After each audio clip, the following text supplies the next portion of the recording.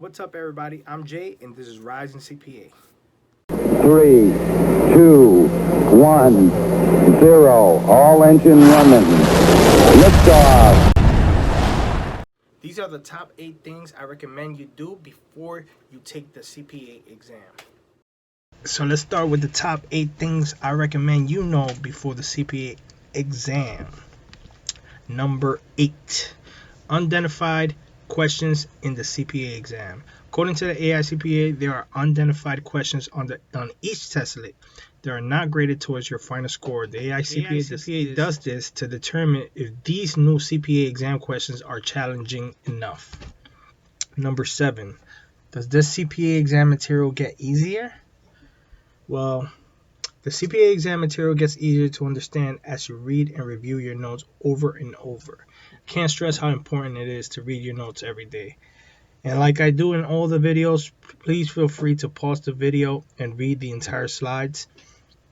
But just to go over the rest of this slide, just my personal thoughts. At first, I hated reading notes, but after I failed the FAR for the first time, I decided to change the strategy a little bit.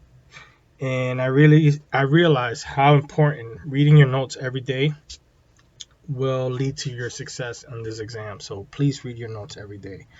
Number 6, CPA Exams Authority Lit. So the Authority Lit is very important to understand for this exam because these will be the easiest points you will get on the simulation portion of the FAR exam. If you can tackle these quickly and effectively, you are saving yourself so much time and you're getting so many points. Think about it. I mean, I don't know how much points they give you for Authoritative Lit, but just think about if you can answer Authoritative Lit in less than 2 minutes, that leaves you with less than 7 task-based simulations because you only have 8 to complete. So if you answer one of these very quickly and effectively, which is not hard to do, there's no math involved, it's just research, sky's the limit. All right, so that was number 6. Number 5, BECKERS CPA exam academic support. Personally, I think the most beneficial feature on the BECKERS CPA program is the academic support.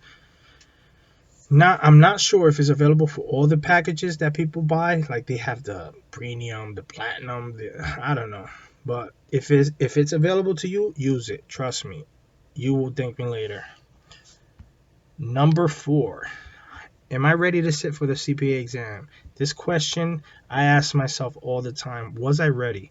The best way to know is when you're ready to sit for the exam is by taking mock exams.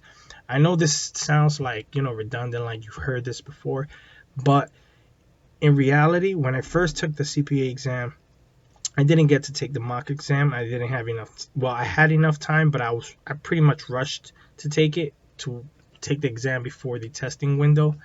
And as you can see, I failed. And I feel like if I would have took the mock exam, I probably would have rescheduled for a later date. So it's important to take the mock exam. Number 3, CPA exam structure. I recommend you know the exam structure from up to bottom, from top to bottom, from side to side. Just know how the examiners prepare this exam. This is a beast of exam, and if you're gonna go to a ring with a boxer, you want to know how long his arms are, how tall he is, how many KOs he has. You want to know the CPA exam structure. Number 2, AICPA. Know that the AICPA website is very vague. Sometimes the more you look, the less you see. I heard that quote on a movie named Snowden, and Nicolas Cage was the one who said that quote. Sometimes the more you look, the less you see. So if the reason why I used this quote for this slide was because every time I went on the AICPA website, there was a lot of literature, a lot of documents for the CPA candidates to use to prepare for the CPA exam. But I feel like all this information they're giving you, it's really not pointing you towards what's really on the exam. It's just telling you random questions and random information of what can be or what should be or what to expect.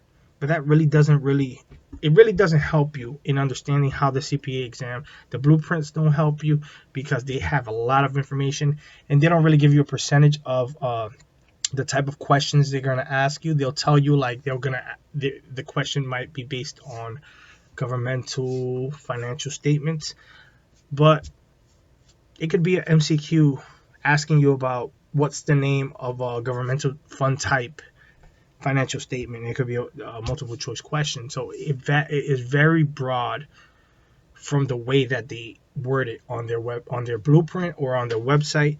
So I would not go solely based on the AICPA's very vague website. And let me just read that tip. The tip is to use the AICPA websites to find out about new CPA exam changes or updated CPA exam resources like sample tests, but that's where you draw the line. All right, guys? Number one of things I recommend you know before the CPA exam. To be honest, this might sound like kindergarten stuff when you first started accounting, but T accounts. A lot of people don't even use T accounts. Some people like to use Excel. It's okay. Use whatever you want. But as long as you know how to use T accounts, you cannot get a journal entry question wrong. And there's a lot of journal entry questions. There's a lot of questions that deal with multiple transactions. And this is where these bad boys come in play, right? So learn how to use T accounts. I would suggest to learn and know and remember the natural balances of each account, all the financial statement accounts like assets, liabilities, equity accounts.